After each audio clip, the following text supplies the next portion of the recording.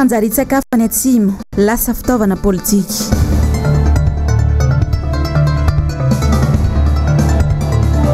Kery any atsimo nosy Madagasikara maty ny anoanana izahay hoy France 24. Clémence Rarnirina nahazo fahafahana vonjimaiky miandry ny fitsarana amin'ny fafito ny volana Desambra 2024.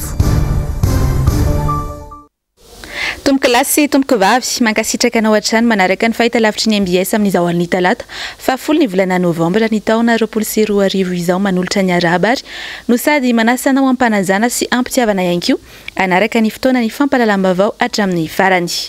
Araka ny efa hitantsika tao anatin'ny lohatenim-baovao teo dia niakatra fampanoavana androany tokoa i Clémence Rarnirina izy moa dia mpanolotsain'ny tanàna lany tamin'ny anarany IRK. Naharitra ora maro ny fanadihadiana natao azy teny Anosy androany. Tonga nanotrina azy tamin'izany moa ny mpanolotsain'ny tanàna lany tamin'ny anarany Antokotimo. Asin'Andriamalala, Andry Rakotomalala. Nahatra ora telo ny fanadihadiana Clémence Rarnirina tao amin'ny fampanoavana Anosy androany.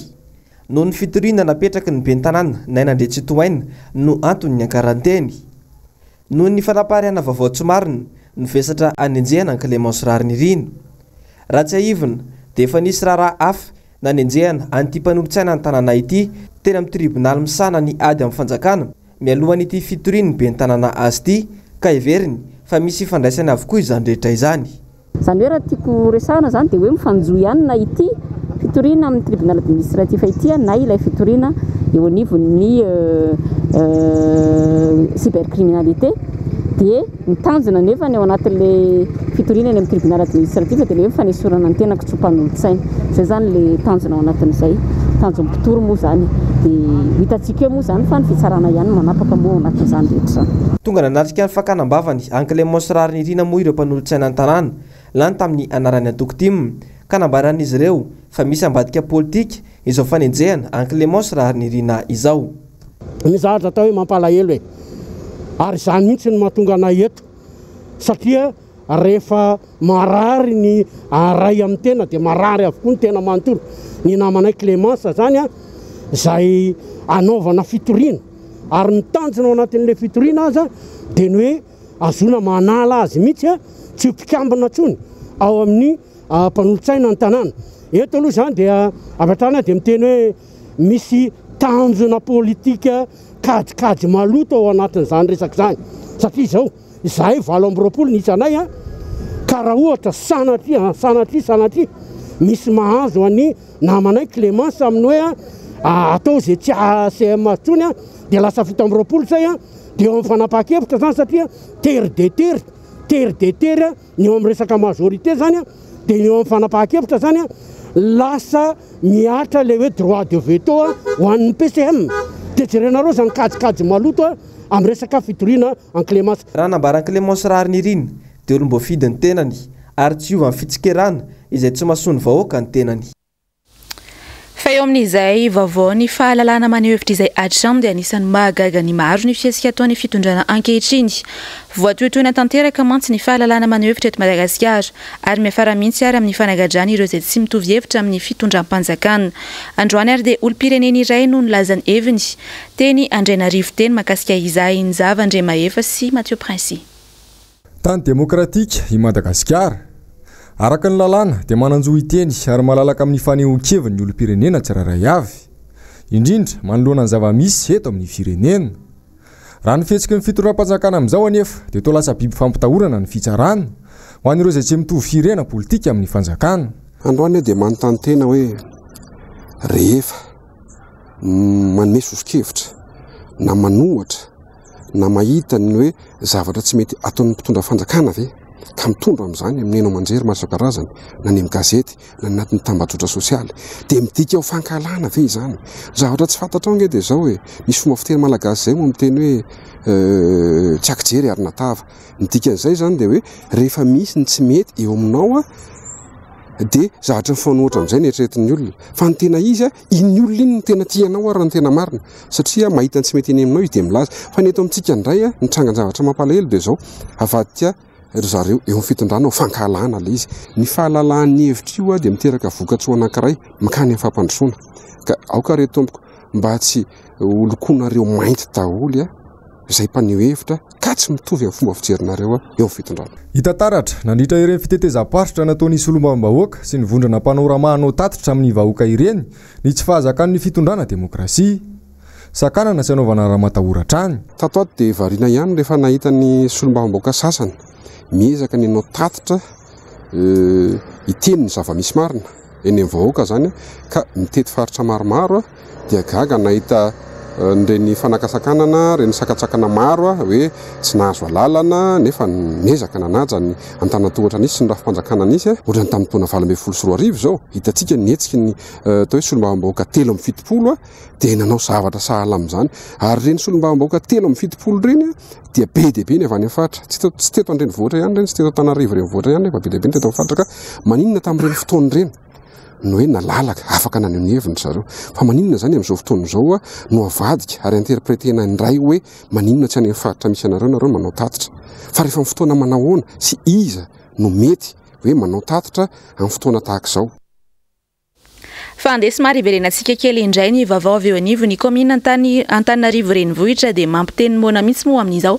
ny fivangongon'ny fako eto Antananarivo renivohitra efa maro ny antso fitarainana nataon'ireo olon-tsotra na ny teto anivon'ny MBSR saingy dia mbola mijanona antso anefitra ihany izany hatreto. Naneho ny heviny manoloana izay indrindra moa androany ny mpanolotsain'ny tanàna landy tamin'ny anaran'ny Antoko-Tima Asin'Andriamalala sy Andry Rakotomalala.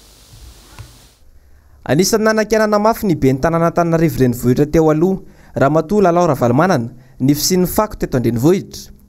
Nandray ny fahefana ataon'izay ny ben'ny tanàna vaovao na nandretsetoaina saingy vao mainka aza mivangongo ny fako. Tsaroany rehetra tsara ireo fitaovana narantiranty eraky ny tanàna andro vitsy mialohan'ny andraisan'ny toerana. Samy nanantena ny rehetra fa adio ny tanàna Antananarivo satria mitovy loko politika raha teo ny ben'ny tanàna sy ny fitondram-panjakana Vohibe. Indrisa nefa fanjanona nofony fotsiny ihany zany eto an-drenivohitra Madagasikara fako misavovona no hita mameno tanàna. Tsy hita ny fandraisana andraikitra ny ben'ny tanàna sy mpitondra fanjakana amin'ny ankapobeny. Tsy hita toy izany koa ny fampiasana ireo fitaovana narantiranty. Le zava-misy ene zany mazava ho azy fa tsy misy lamina mihitsy zany amin'ny fakana reny le fako reny. Zay mihevitra ary everinay nefa misy ny kajikajy zay nyresaka fotoana nyresaka fitaovana reny rehetrarehetra ve zany tsy voafe ary zay mihitsy no mahatonga ny miteny hoe ny mpitantana ny tanàna dia leader fa le leadership zany everinay fa mandehana amin'tselena amin'izao fotoana izao satria mahatonga misavovona boatra be reny ny fako dia tika zany zany misy zatra mikorotana zany ao anatin'izany fitantana ny tanàna zany. Efa eo iray volana mahery zay no savovona izay tsy izy ny fako teto an-drenivohitra. Tsy fantatra mazava ny mety ho antony saingy ny tany mara aloha dia ny fandrodanana zava-bitany Ramatoa Lalao Ravalomanana no mahamaika ny ben'ny tanàna ankehitriny ary ny fitakiana etra sy lamandy lafo dia lafo amin'ny vahoaka madinika. Pejiny politika dia manoloana ny fifidianana loholona atao amin'ny volana Desambra izao dia nitondra ny heviny androany ny solombavambahoaka iray lany tamin'ny anaran'ny Antoko-Tima nitondra fanazavana ihany koa moa ny tenany sy amin'ny fanaratsiana ny Antoko-Tima amin'izao fiteteza-pasitra ataon'ny parlementera izao Asin'Andriamalala sy Andry Rakotomalala trany. Miseho amin'ny endriny maro ankehitriny ny fanaratsiana ny Antoko-Tima sy ny olom-boafidiny indrindra amin'ireo tatitra ataon'ireo solombavambahoaka ny Madagasikara any amin'ny faritra. Ankoatra ny hevitra diso ahely amin'ny vahoaka dia lazaina fa tsy tonga manatrika fivoriana ara-potoana indray ireo solombavambahoaka lany tamin'ny anaran'ny antoko ireo. Nisy ny atao hoe tolona ny arahana teo amin'ny 13 Mai. Avy aiza ireny solombavambahoaka reny? Solombavambahoaka n'Antananarivo daholo ve reny lazanao tatitra teo reny tamin'ireny fotoana reny? Tsy marina zany, nisy ny avy any Fianaratsoa, nisy ny avy any Toamasina, nisy ny avy any Mahanoro, nisy amin'ireo solombavambahoaka rehetra nanerana Madagasikara tonga teo ary nandritry ny andro maro. Tatitra no antony nidirana teo tamin'izany fotoana zany. Nefa nampalahelo dia zao tamin'ireny ary nisy atao hoe fanimbazimbana, faniratsirana mpitondra natolona natao. Za aloha raha nahita fa tsy ny avy aty amin'ny tiako Madagasikara no nanao an'izany, mety nasitsika mety naherery ny fiteny tamin'izany fa tsy nanimbazimbana. Tsy nisy fanambaniana fanaovana tsinitsinina mpitondra tamin'ireny fotoana ireny ka amin'izao fotoana izao miverina raha ohatra izay ka maniry anao tatitra any amin'ny faritany. Porofoy aminay fa nisy fanimbazimbana tao na fitiavana anakorotana na fampirosian'olona hidina an-dalambe tsy nisy an'izany tao avy reny jerendre mandeha sary fa hanananareo zany zay la toka hoe fanampinanareo zany azonareo ray sy no fanampinareo ka zao no teninay avelao ny vahoaka iteny avelao ny vahoaka iaino avelao ny solom-bavambahoaka ilaza hitatitra ny zavatra hitany ho avy tsy hoe le ty fividianana l'olona ka tsy maintsy ny olon'ny fitondrana sy ny mpanomana azy ihany ny omaronis ao anatiny ateny merandolona inona ny mety ho vokatra zay mifanindrindrehetra hoe anana majorité zany any anivona hoe organe de délibération ohatra ny conseil municipal na any anivon'ny antemera-pirenena na any anivon'ny antemerandolona ny zava-misy am'izao fotoan'izao raha ny fijerinay dia tsy mamary toerana satria inona ny antony misy am'ireo le olom-bofidy zay avy eo amin'ny ataoko hoe manana ny maro anisa mety anga mety tsy ny fampiainy tao anatiny mety tsy nisy ny dinidinika mety manana ny lamba malotiny izy fa rehefa tsy voasasa tao anatiny tsony zay lamba maloto zay a feno le kapoaka de mivoaka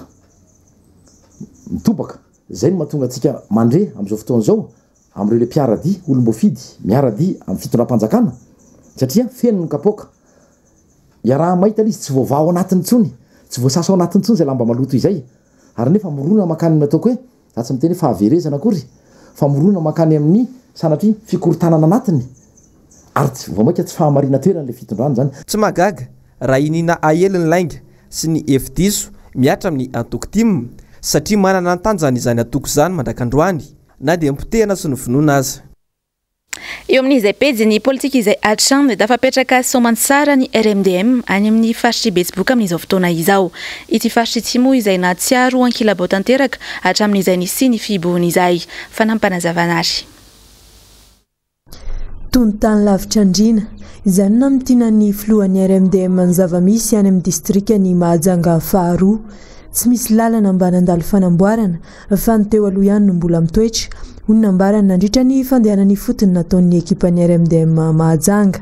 eo koa ireo sekoly izay noverin'izy ireo fa efa manara-penitra araka ny filazan'ny mpitondra ankehitriny azy amin'ny haino aman-jery samihafa mifanohitra amin'izay anefa no hita amin'ny mason'izy ireo ankoatr'izay tsy mandry andro tsy mandry alina ireo mponina amin'ny kominina Mahajamba noho ny tsy fandriam-pahalemana meom-pampana ny toerana rasibatra amin'izany ireo tantsapamokatra vao mangiran-dratsy sy mandra-pahalina manao ny asa ratsy ny atrandro Jolay hoy ny fitatarany mponina ao Mahajamba efatra amin'ny fotoana fihiboana no tsikaritry ny vondrona RMDM fa tsy nisy nijery momba ny Mahajanga indrindra teo amin'ny resaka fanampiana hitantsika moa zany tamin'ny kabarin'ny corona reny enimbolana ny corona tsisy nitosika fameno tsisy mivatsijo tsisy zavatra fijerevana vahoaka atsika amin'ny teny zao hitanareo ma ny lalana reny simba maro vahoaka sahilana fanjakana dia mavandy mandainga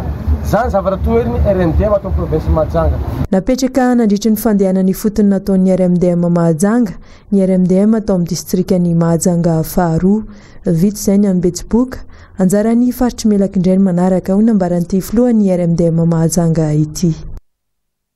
raha izay ary ny RMDM tany Mahajanga fa ny RMDM any Manakara kosa indray dia tonga nitsodrano ny sampany rodobe ny mpanohitra tao Manakara ny filoha-hevitry ny RMDM Fianaratsoa ny fahafito ny volana novambra lasa teo ihany moa ny fanamafisana trano ny fijoroany ity rafitra iray manana ny toerana eto Madagasikara ity fanampanazavana ary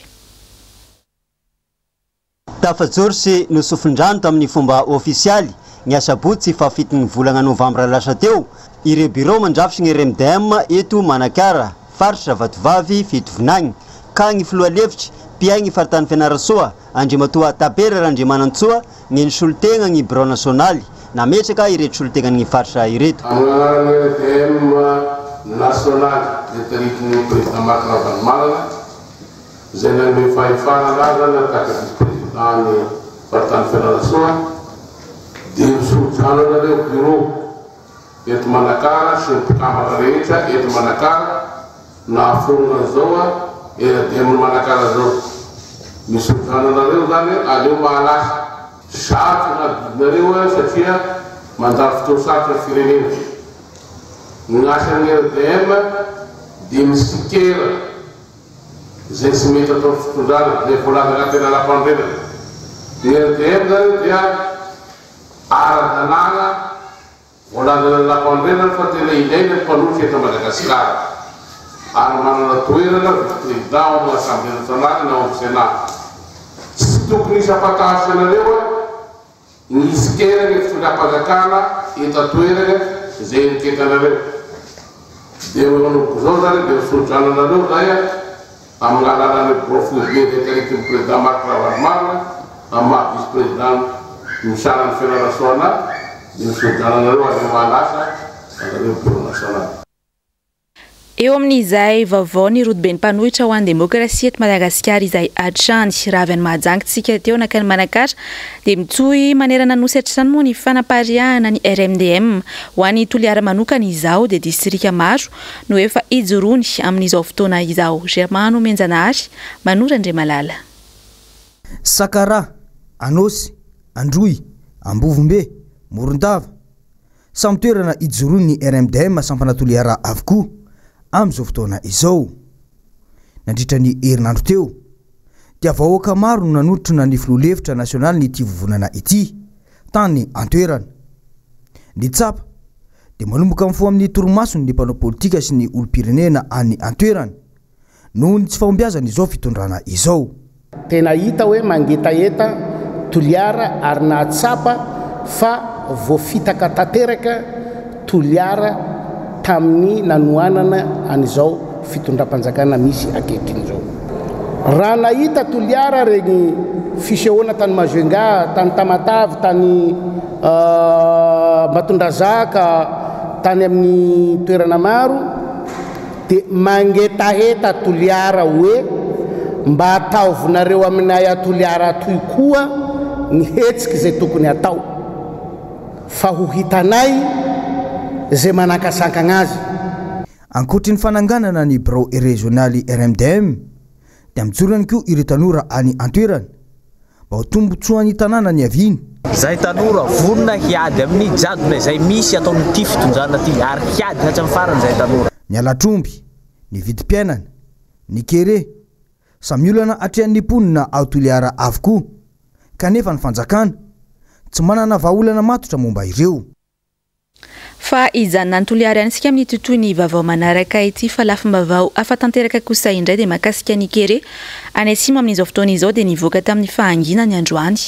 Ny teo anivon'ny RMDM avy any amin'ny faritany ny toliara nisy moa ny tafa ho an'ny mpanao gazety izay nataon'izy ireo androany teny ampandrana teny.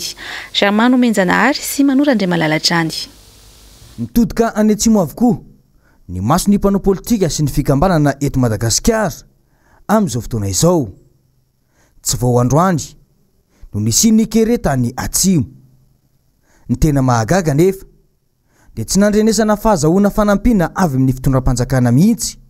ireo mponina sahirana tratry ny kere ireo indrindra fa nandritry ny ameana iny raha tsy efa nisy fahafatesana anseho izay vao ny azakazaka tany ny filoha. Faritra anankitelo no tratran'izy io. Ny ao faritra anosy dia tapany aty Amboasary, dia ny faritra Andrimanontolo dia ny faritra Tsimandrefa ny tapany atsimo dia Ampanisy Bitioko zany. Marina fa misy ny haintany ary tsisy ny orana kanefa tamin'ny fitondrana teo aloha dia nisy fandaharana karazana hoe fandaharana asa ny arahany PAM sy ny ministèren'ny mponina tamin'ny ministra ontinarialy tamin'izay fotoana izay nanao an'ilay resaka fiavota. Ary rehefa lasa ilay fitondrana teo aloha nisy vola navelany tao tamin'ny taona 2024 nefa tsy nisy hetsika nataon'ilay fitondrana zany ny omanana ny atrehana ny toe-java-misy any atsimo. Navelany poka le zavatra zay vatao hoe nanao vono afo na sapeur pompier amin'izao fotoana izao migropaka rehefa atao hoe efa grave be zany ny situation any. Tsy nisy na dia vongampaharay aza tany amin'ireny faritra reny tamin'iny fotoana nampalaza ny fisian'ny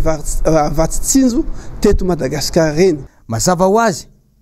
fa na ny fikambanana avy any ivelany sy ny eto Madagasikara dia samy manao tsipaipaika avokoa ho an'ireo mponina tratry ny kere any atsimo io. Raha tahaka ny fandraisana andraikitra tahaka izao avokoa moa no natao teo aloha dia tsy nisy ny lozan-tranga tany atsimo io. Ilaina ihany koa ny fametrahan'ny fanjakana politika maharitra momba io olana io fa tsionina amin'ny alalan'ny fanampiana avy amin'ireo mpamatsy vola isan-taona toy izao. Makasika izay keriana atsimo izay atrano moa dia namoaka fanadihadiana mikasika izay ainko ny fahen'ny volana novambra lasa teo ny avy eo anivo ny France 24. Madagasikara ao atsimo nosy maty ny anoanana ony lohateny ny fanadihadiana fanampanazavana ary eo amin'ny rindrany sary ny tahiry ny aina eo amin'ny sary ny France 24. C'est dans ce village que l'alerte a été donnée. Fin septembre, des photos d'enfants atrocement maigres déclenchent une vague d'indignation sur Facebook. Le président les découvre en même temps que tout le monde. Lorsqu'il arrive ici, début octobre, il est trop tard. 8 personnes sont déjà décédées, dont un bébé de 8 mois. Ses parents et sa tante, encore accablés par le deuil, nous emmènent sur sa tombe. Dia mitodika aty Madagasikara tokoa ny mason'izao tontolo izao amin'ny mianjadiny mponina any atsimo. Toy izao ny zava-misy any an-toerana. Araka ity fanadihadiana nataon'ny France 24 izay nivoaka ny fahen'ny volana novambra teo ity. Anoanana no nafaty ilay zaza. Tsy manambola izay no vidanana sakafo. Narary izy no anoanana, nefa mbola tsy manambola ihany koa izay ny tsabona azy. Amin'ny fomba ahoana hoy ianareo no ahafahanay mitsabo azy, nefa ny sakafo hoaninay aza tsy misy. Ao avaratra ny distrika Namboasary, mahery ny roetsy ireo tratrany tsy fanjari-tsakafo mahery vaiky. Toy izao amin'ny sary izao avokoa ny zava-misy any atsimo amin'izao. Reny rano ritra, fambolena potika tanteraka, satria efa hoeritaona izao tsy nisy orana. Fahasahiranana toy izao no mitady rano. Tsy nahetsika intsony ity ombon'izy roa lahy ity no ny hafanambesiny anoanana. Folo izao ny zanak'ity rem-pianakaviany ity, efa tsy mahatsangana intsony ny zanany noho ny anoanana. Mitsindroka mangahazo izao no ataonay, dia eto ihany izahay no matory. Tsy maintsy miaraka amin'ny te anao vao afaka mandeha. Tena mampalahelo ny zava-manjoanay. Mivenjivenjy fotsiny no azonay sy ny zanako atao. Nona foana izahay. Mieritreritra mihitsy aho fa izao mihitsy angamba no faty aloha aminay, satria tena miasa be ny saiko noho izahay tsy manankanika hoanina. Vahaolana voalohany dia ny fizarana sakafo, toy ity ataony avy amin'ny PAM ity na ny programme alimentaire mondial. Toe-zavatra azo nosorohana tsara izao, hoy ny ben'ny tanàna ny Fotaka, kominy iray anisan'ny tena tratrany tsy fanjari-tsakafo. Nilaza izy mantsy fa efa nandefa taratasy maro tamin'ny gouvernemanta malagasy, efa mbolana maro izay. Hanoanana no nafaty ireo olona ireo, fa tsy aretina akory. Izao mieritreritra hoe raha misy ny fandraisana ndraikitra mialoha, tsy nisy ny ainana fohy. Hatramin'izao aho tsy mbola nahazo valinteny tamin'ireo taratasy nalefako. Tamin'nisy maty tao ankely maro vahatsy, izay vao nietsika ny gouvernement. Ankoatra ny anoanana mianjady amin'ny mponina dia manampitrotraka ihany koa ny asan-dahalo. Amanarivony ireo olona voatery mitsoponenana ka mamela ireo ombiny eo am-pelatanan-dahalo. Tsy andro ny fanomezan-tsiny intsony izao, hoy kosa ny governoran'ny faritra Nosy, raha nanontany ny mpanao gazetiny France 24. Ny orinasa mpanondrana taretra indray no omeny gouvernoura tsiny izay mitana fito-polisan-jato ny tany azo ambolena any an-toerana.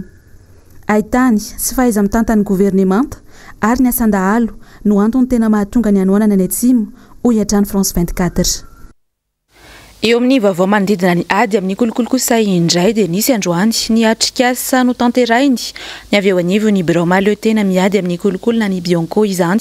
teny amin'ny fuibeny teny Ambohibao teny fantatra tamin'izany ary fa mbola mafy ny ady ho an'i Madagasikara raha eo amin'izay resaka kolokolo izay. Nanao ny fanadihadiana makasika izay Injava-Andremaefa sy Mathieu Prince. Mahatratraraka amin'ny fitopolo ny fitorohana voaray Bianco nandritra ny taona 2012 sy 2014 avy amin'ireo firaisamonim-pirenena misy 750 sy 300.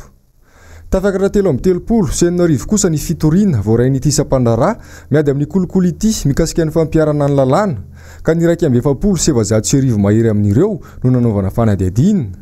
730 sy 900 no voasambotra. 550 amin'y nampidirana ponjavonjo maika ary ny 5 sy 700 amin'ireo nahazo fahafahana vonjo maika.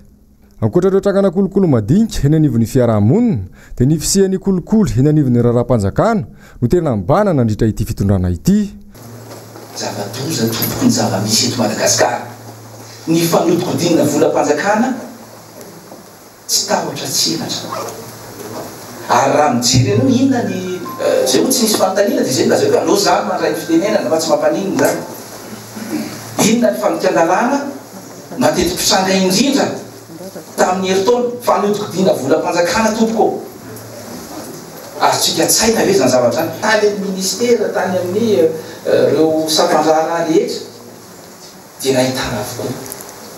Tsy azo lazaina hoe reto sy ihany manokana. Fa tena ngeza be ao anatin'le izy dia ataoko hoe raha ohatra sehatry zany dia ataoko sehatry fa rehefa tantanam-bolam-panjakana indraindray zay dia zay fa inona loatra na zavatra nisy fa tatily afa-drakotra ve le fanjakany indraindray ary zay tototra hoe inona le retsy ty zavatra ty mazava izany fa anjakany kolokolo tanteraka ity fitondrana ity nambarany bianko hatrany anefa fa efa vita ny fanadihadiana mikasika ny raharaha écran plat ary efa nalefa eny anivon'ny fitsarana mahefa andrasana indray araka izany ny toy ny raharaha ho any Toamasina asika amin'ity toy ny vaovao manaraka ity dia nitrangana aitrano tao mangarany Toamasina omaly maraina tokony ho tamin'ny efatrora tsy fantatra mazava moa no tena nipoirany hafa fa mbola ihany no miparitaka hatreto miandry ny fanapahan-kevitra raisy ny tompon'andraikitra ireo Trabona manoloana ny vona mahazo azy MBS Toamasina tokantrano manodidina ny 12 tafo no kila firehitra omaly alatsinainy tokony ho tamin'ny efatrora maraina tao mangarano eo ampitan'ny lapan'ny prefektura Atsinanana tany Toamasina fianakaviana mahery ny 50 tamin'ireo trano ireo no tsy manan-kialofana amin'izao fotoana izao araka ny fanazavana voaray teny an-toerana dia niainga avy tamina tranon'olona mpanendy mofo gasy no nitarika ny loza ka vetivety dia niparitaka ny afo zay mbo mangataka mba amegna vilagny fa vilagninay zay mindrigny malimiany vilagny avy amin'olona fogna ny vilagny hinananay hany zay tsisy lasety na tonga aminay ake ivary tsy moramora io iny andrahoanay ananjy sa tsisy raha andrahoanay ananjy zay no tsisy raha hinananay ananjy ka mangataka aminareo fa mpitondra ambony mpitondra finjafanjakagna mba agnome vilagny anay mba ame toagno zay amina vilagny fa zay tsisy vilagny vilagny andrahoanay meby jiaby tsisy vilagnin'olona andraha aminay ndraiky zay tsisy ninino tsisy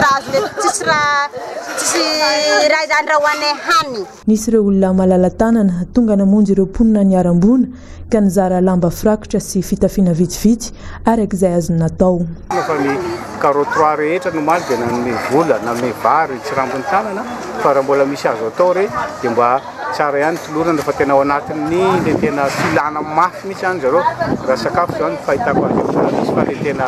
eny akototra zany tsy misy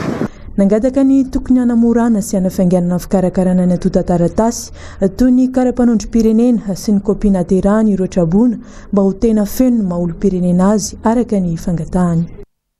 raha zay ny tany Toamasina fa any Ambatondrazaka kosa indray dia taorian'ny fitarainana nataon'ny mponina mikasika indrindra ny fisiany fandoavam-bola eny amin'ny CEG Razaka sy ny lycée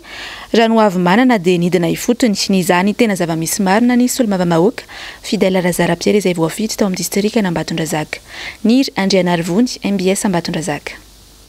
taorina ny fitarainan'ny vahoaka makasika ny zava-misy eny anivon'ny sekoly lycée Ranavomanana Norbert sy ny CEG Razaka dia nidina ifotony nanao ny fanadihadiana teny anivon'ireo tompon'andraikitry ny sekoly ny komitin'ny FRAM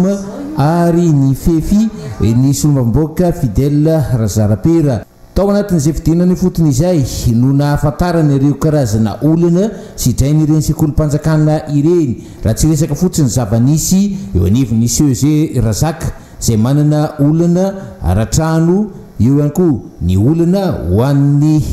W izay ho ampiasain'ny mpianatra ary dia ankoatra ireo rehetra ireo dia ireo karazana fitaovana ilaina enti-mana be no tsy ampy eo anivon'izany CEG Razaka izany mamitana indrindra ity fidinana ifotony nataony ity mo ny sombam-bahoaka Fidèle Razara Pierre mitentsika hoe maimaimpona fampidina mpianatra mitombo ny isan'ny mpianatra ao anatin'ny sekoly laklasy anankiray dia inona zavatra mitranga tsy ampy ny table banc avy zary ny table banc supplémentaire apetraka ao izany nanome zay ve le fanjakana donc tsy maintsy le responsable eo amin'le sekoly no mitady hevitra hoe ahoana ny sy ny table banc fanampy ho an'reto zazabe dabe niditra sekoly rehetra hitanareo amin'izay le masarotra le zay mahatonga hoe tsy maintsy hidinana ifotony voafantatra zany le fanazoana ohatran'izay koa ny teny amin'ny lycée nandritra io fidinana ifotony ihany koa dia niezaka nitondra fitaovam-pidiovana ny solovam-bahoaka Fidèle Razara Pierre mba hafahany ankizy sy ny mpanabe miaro ny vatany manoloana ny fisian'ny aretina Covid-19 eo amin'izay pejy ny fampianarana izay hatrany dia isy ny fampiratiana izay ho tanterahany MCU na ny Maison de la Communication des Universités manomboka ny 17 ny volana novambra izao natao hanampiana indrindra moa ny tanora izy ity isafidy ny lalam-pihofanany fanampanazavana ary eo amin'ny sary sy rindran-tsary ny tahiriny aina olana ho an'ny tanora sy ny fampianarana ambony eto Madagasikara ny fisafidianana sampam-piofanana rehefa nahavita ny baccalauréat izay matetika mantsy no tsy mifanaraka amin'ny asa ataony sampam-piofanana noratoviny olana eto amintsika ihany koa ny tsy fahampiny tolotrasy any ka mionona amin'izay asa hitany ny tanora any amin'ny lycée mihitsy hoe inona ny fiofanana tokony mety amin'ny tanora miohatra amin'izay fahaizany a sy izay eritreretiny manao an'izay ataoko hoe ezaka lehibe zay zany aloha lafindray dia eo amin'izay le tanora tsy tokony ho maimay be izy hoe zao ny tendance paramède dia lasa za nao paramède marina fa mety baka D ny anazy na baka C mety afaka anaovany an'izay somatsara fa tokony mijery ihany koa izy hoe be dia be ny paramède eraky ny elakelatrano hoe be dia be loatra ka na paramède ara ny tiako a maninona moa raha par rapport amin'ity baka D na baka C ananako ity andeha za hanao concours any amin'ny agro tsy misy lesoko angambany amin'ny fitondram-panjakana na izy fitondram-panjakana na izy fitondram-panjakana amin'ny resaka hoe fanomezana asan'ny tanora fa ny tanora koa mila mihetsiketsika ny saina ici ny esika anampiana ny tanora izay karakarainy MCU na ny maison de la communication des universités rantsa mangaika eo anivon'ny ministera ny fampianarana ambony sy ny fikarohana ara-tsiansy anomboka ny 17 ny volana novambra izao hatramin'ny 15 ny volana novambra dia izy moa no apprenti eo fa ireo toeram-panofanana établissement d'enseignement supérieur na io fanjakana na io tsy miankina dia misy ihany koa ny centre d'information et de documentation dia raha tsy mangaika vitsivitsin'ny ministera sahala amin'ny hoe ny ao amin'ny misahana ny resaka vatsim-pianarana ny misahana ny CNTMAD na le fampianarana ampitain-davitra dia le centre d'information le hoe CID dia ankoatran'ilay fampiratiana n'ilay lalam-piofanana dia misy ihany koa ny famelabelan-rakevitra ny kasika ny famoronana asa atao ho an'ny tanora hoe ahoana ny tokony ataon'ilay tanora raha amorona orinasa kely izy fa tsy ho voatery ho mpiasa daholo any amin'ny orinasa tsinona dia misy ihany koa ny famelabelan-rakevitra 10 ny trano hoe vampiranty mandritra ity hetsika ity mpitsidika mahery ny 5 sy 9 no andrasana amin'izany eo amin'ny vavaony maresaka iraisam-pirenena kosa indray dia nodimandry ny aliny alatsinainy fa 7 volana novambra teo tany Turquie ny filoha malianina teo aloha Amadou Toumani Touré fantatra izao tontolo izao amin'ny solanarana hoe ATT ato anatiny ity fanadiadiana ity no arahantsika sy ampansahivina ny tantarany sy nandritra ny nahafilohan'ny Mali azy sy ny fiainany taorian'izay mialohan'izao izy nindaosy ny fahafatesana izao nambintsovelo sitraka sy tahiriny aina teraka tamin'ny 4 novambra 27 tany Mopti faritra iray atsinanan'ny Mali i Amadou Toumani Touré filoha-pirenena malianina nandritra ny taona 20 hatramin'ny taona 22 izany hoe izy no nitondra Mali tao anatin'ny 10 taona mialohan'ny nafiloha-pirenena azy dia efa mpikamina tamina vondrona politika izy ary isany nandray anjara tamin'ny nanonganana ny filoha Moussa Traoré tamin'ny taona 1970 miaramila raha teo ny tena ny fony fahavelony nitoy hatrano ny fironany teo amin'ny resaka politika ary aveo azy ny toerana mahafiloha-pirenena nanomboka ny taona 20 tamin'ny taona 20 mbola teo amin'ny fitondrana izy no niaran'ny fanonganam-panjakana tamin'ny taona 20 tratran'ny areti-po i Amadou Touré ary tsy maintsy nalefa tany Bamako izy noho ny tsy maintsy andidiana azy voaterina verindray ny fandidina ny herinandro lasa teo tany Turquie ary zao izy ndaosy ny fahafatesana izao raha tsy ahivina nanao sesitany tenany tany Senegal izy ny 9 aprily 2020 rehefa nienjana nitady teo aminy sy ireo miaramila mpanonga-panjakana tamin'izany fotoana izany tapitra ny fampalalama-vaoantsika tamin'izao alin'izao mankasitraka anao tany atokantrano tany nanaraka izany hatramin'ny farany mankasitraka ihany koa moa ny ekipa ny MBS iray manontolo niarana nomana sy niarana natotosa izao fampalalama-vao izao mametraka ny veloma mandrapitafary ho amin'ny manaraka indray tompoko